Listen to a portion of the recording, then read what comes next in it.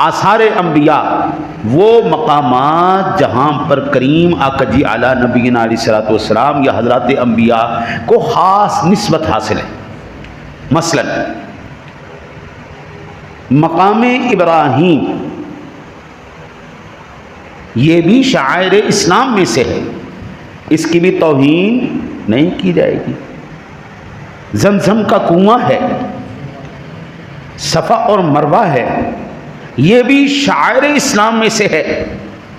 मज़ारात हज़रात औलिया अल्लाह हैं, ये भी शायर इस्लाम में से है।